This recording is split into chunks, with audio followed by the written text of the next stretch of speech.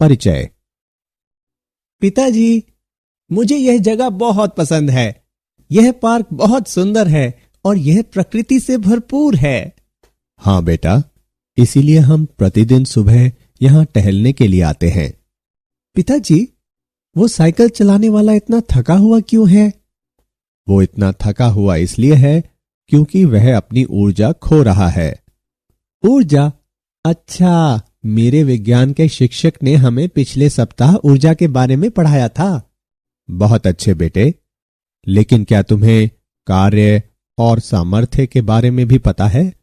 नहीं पिताजी। ठीक है, मैं तुम्हें समझाता हूं। लड़के द्वारा साइकिल चलाना किया गया कार्य कहलाता है। लड़के की वह क्षमता जितने समय तक वह साइकिल चलाता है ऊर्जा कहलाती है, और कार्य करने या उसके द्वारा साइकिल चलाने की चाल की दर सामर्थ्य कहलाती है। आइए कार्य, ऊर्जा और सामर्थ्य के बारे में संक्षेप में जानकारी प्राप्त करें। उद्देश्य।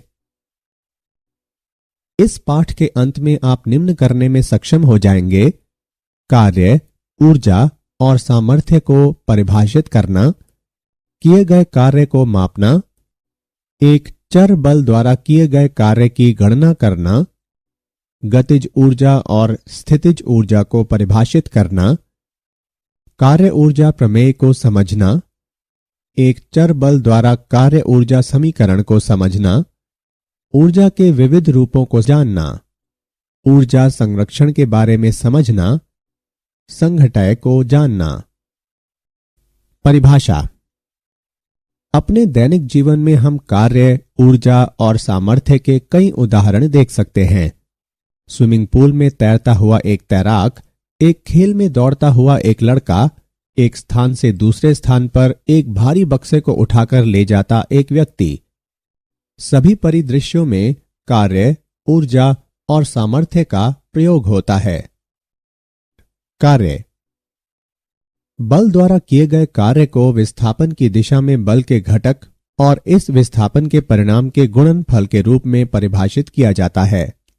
W बराबर F गुणा D। W बराबर F cos थीटा गुणा D। निम्नलिखित परिस्थितियों में किया गया कार्य शून्य होता है: जब बल और विस्थापन परस्पर लंबवत होते हैं, जब बल शून्य होता है, जब विस्थापन शून्य होता है।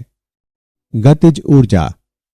किसी पिंड में किसी गति के कारण जो ऊर्जा होती है उसे गतिज ऊर्जा कहते हैं। गतिज ऊर्जा बराबर 1/2 mv वर्ग। बहता हुआ जल, उड़ता हुआ पक्षी गतिज ऊर्जा वाले पिंडों के कुछ उदाहरण हैं। यह तार्किक है कि तेज चाल से गतिमान एक पिंड में धीमी चाल से गतिमान पिंड से अधिक गतिज ऊर्जा होनी चाहिए। उदाहरण।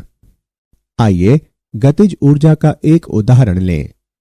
10 किलोग्राम का एक पिंड विराम अवस्था में है जिस पर 40 न्यूटन का एक बल लगाया जाता है। 20 सेकंड के बाद पिंड द्वारा अर्जित की गई गतिज ऊर्जा की गणना करें। आइए हल देखें। दिए गए मान है m बराबर 10 किलोग्राम, u बराबर 0, f बराबर 40 न्यूटन, t बराबर 20 सेकेंड, v बराबर u प्लस at का प्रयोग करने पर हमें प्राप्त होता है v बराबर 80 मीटर प्रति सेकेंड। गतिज ऊर्जा बराबर 1/2 mv वर्ग। गणना करने पर हमें प्राप्त होता है गतिज ऊर्जा बराबर 32,000 जूल। एक चर बल द्वारा किया गया कार्य। जब विस्थापन डेल्टा x बहुत कम होता है तो किया गया कार्य डेल्टा W बराबर f of x delta x। क्रमागत आयताकार क्षेत्रफलों को जोड़ने पर किया गया कुल कार्य W लगभग f ऑफ x और डेल्टा x के गुणनफल की प्रारंभिक स्थिति xi से अंतिम स्थिति xf तक योगफल के बराबर है। सभी आयतों के क्षेत्रफलों को जोड़ने पर हमें प्राप्त होता है डेल्टा x टेंड्स टू 0 वक्र के अंदर क्षेत्रफल पूरी तरह से f ऑफ x द्वारा किए गए कार्य के बराबर है। कार्य ऊर्जा प्रमेय। किसी कण की गतिज ऊर्जा में परिवर्तन कुल बल द्वारा इस पर किए गए कार्य के बराबर होता है। Kf माइनस Ki बराबर W। Kf और Ki क्रमशः वस्तु की अंतिम और प्रारंभिक गतिज ऊर्जाएं हैं।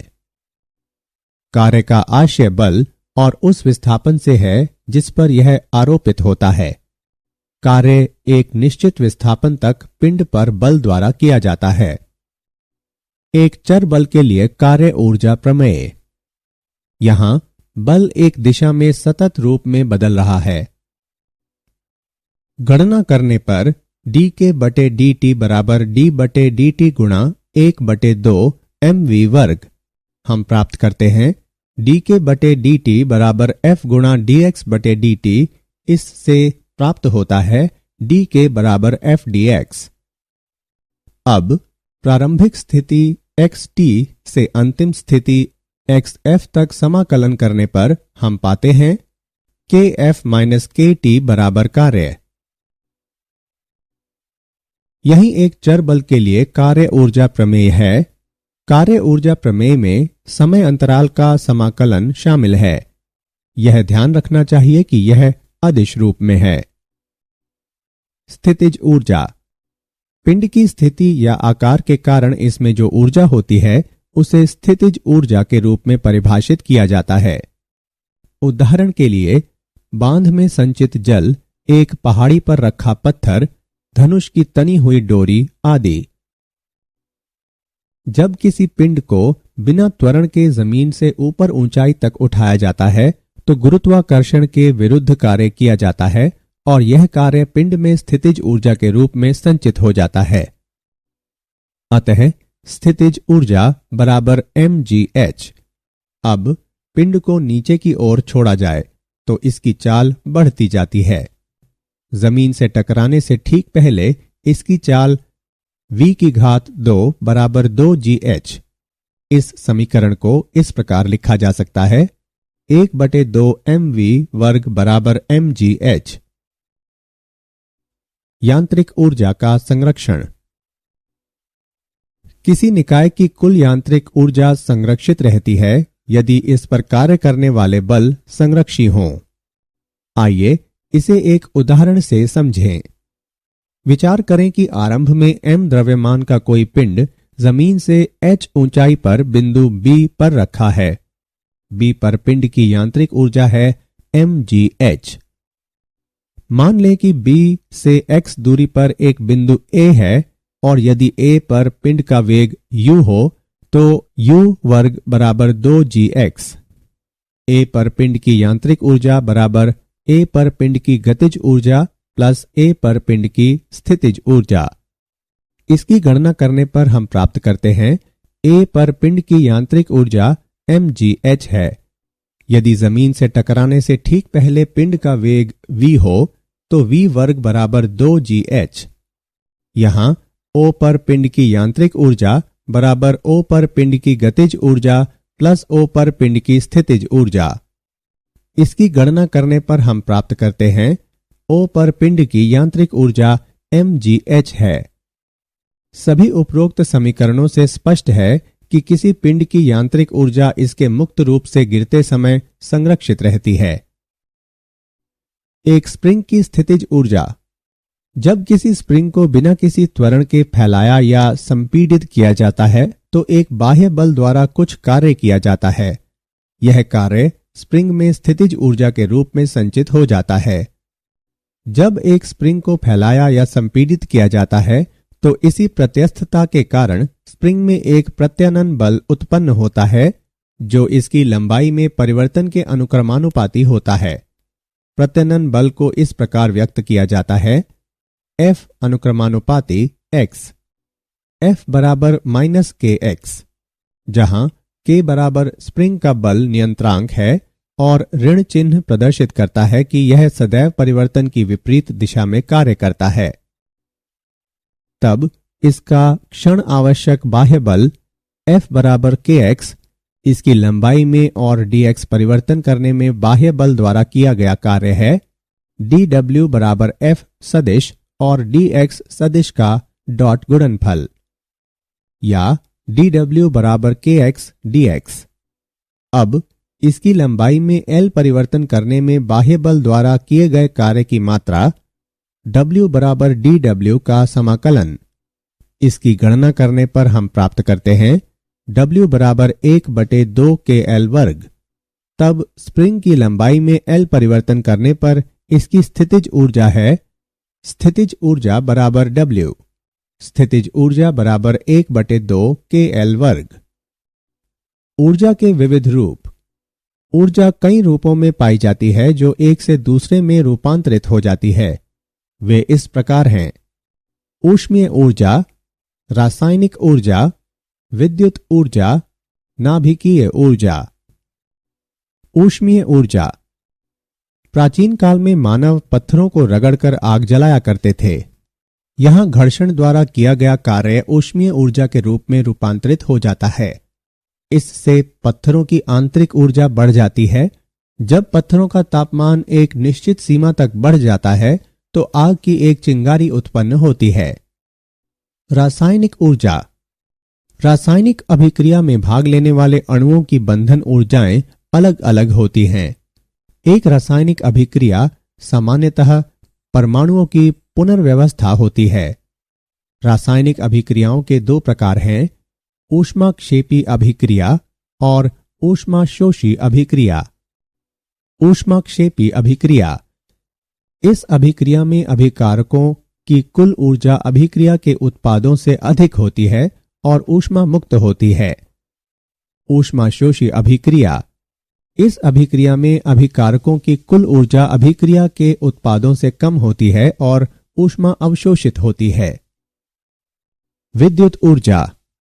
विद्युत आवेश और धारा एक दूसरे को आकर्षित या प्रतिकर्षित करते हैं। इस प्रकार एक दूसरे के सापेक्ष उन्हें गति कराने के लिए सामान्यतः कार्य करने की जरूरत होती है। इस कार्य से संबंध ऊर्जा विद्युत ऊर्जा कहलाती है। नाभिकीय ऊर्जा।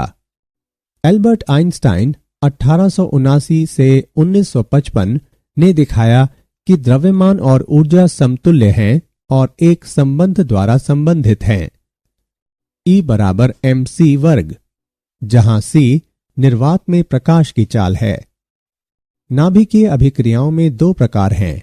वे हैं नाभिकीय संलयन और नाभिकीय विखंडन अभिक्रियाएं। नाभिकीय संलयन।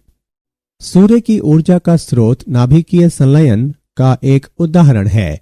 सूर्य में 4 हल्के हाइड्रोजन नाभिक समेकित होकर एक हीलियम नाभिक बनाते हैं, जिसका द्रव्यमान अभिकारकों के द्रव्यमान के योगफल से कम होता है।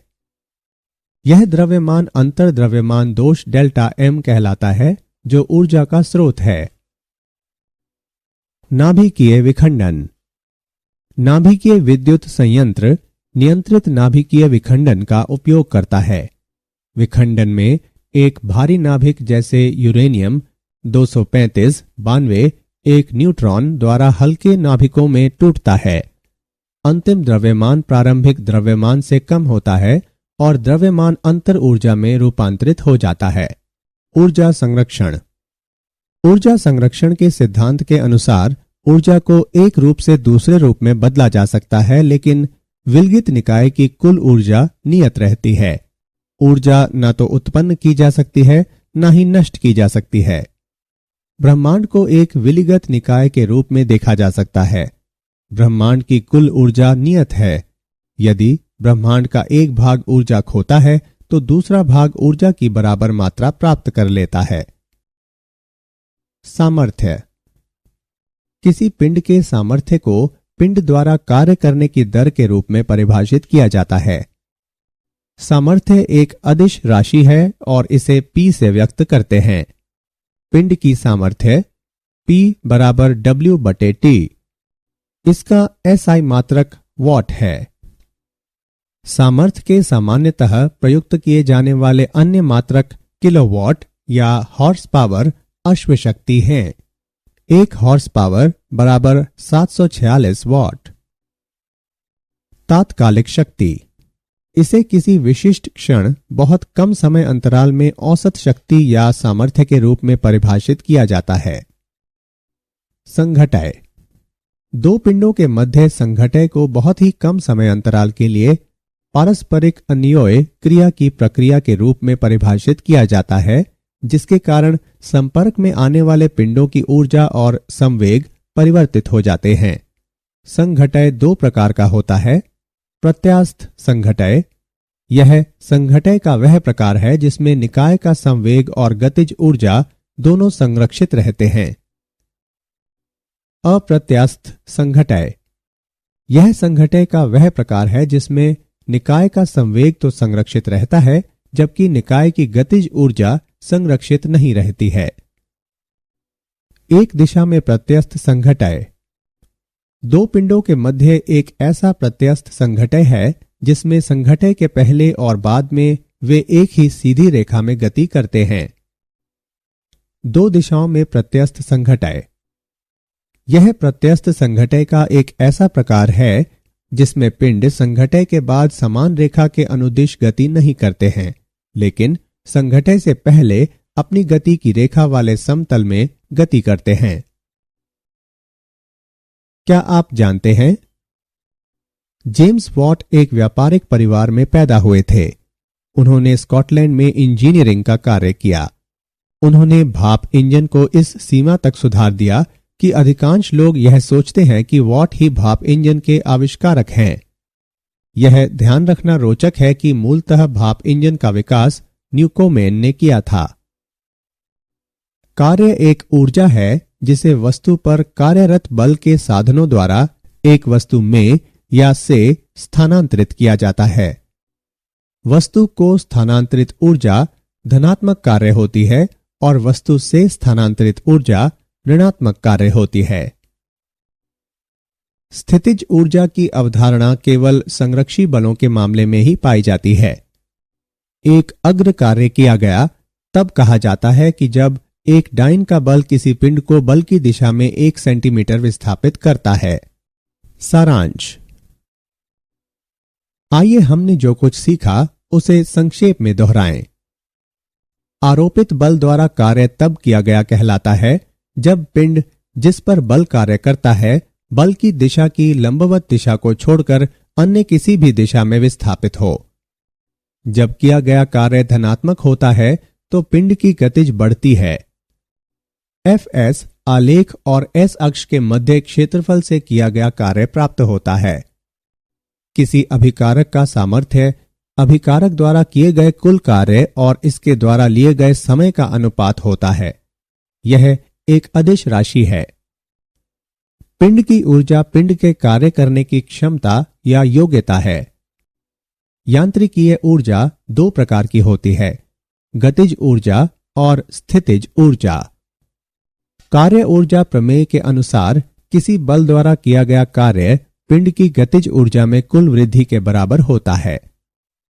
ऊर्जा संरक्षण नियम के अनुसार ऊर्जा का कुल योगफल नियत रहता है। जब दो पिंड एक दूसरे से टकराते हैं या एक पिंड का मार्ग दूसरे पिंड के प्रभाव द्वारा बदल जाता है तो कहा जाता है कि दोनों में संघटय हुआ है।